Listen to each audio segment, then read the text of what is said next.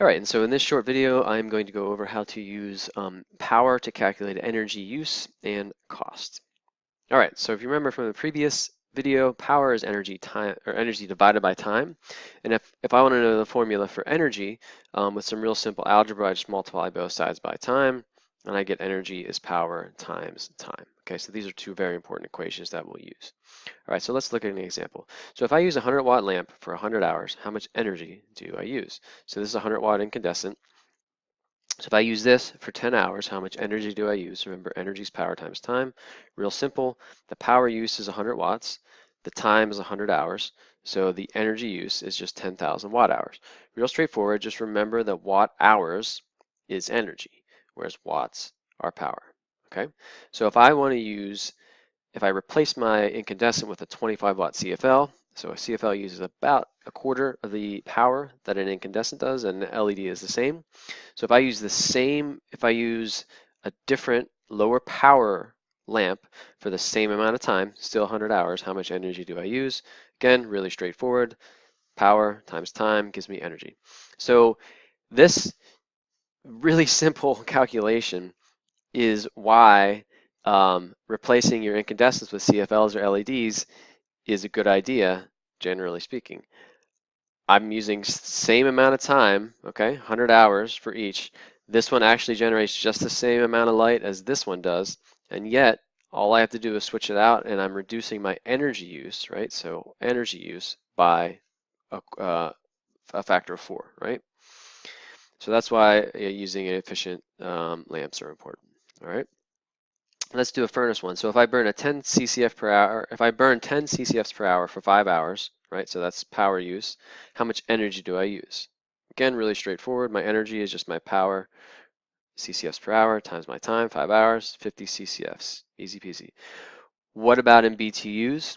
So if you recall, a CCF is about 103,000 BTUs. So I just insert my conversion factor. And so if I burn a 10 CCFs an hour for 5 hours, I burn through about 5.15 million BTUs. Okay, pretty straightforward. All right, so let's get to a little more practical. Normally, we will be using kilowatt hours for our energy unit, not watt hours. They are both valid units though. So let's look at these same two lights, same amount of time, 100 hours, but how much energy did I use in kilowatt hours?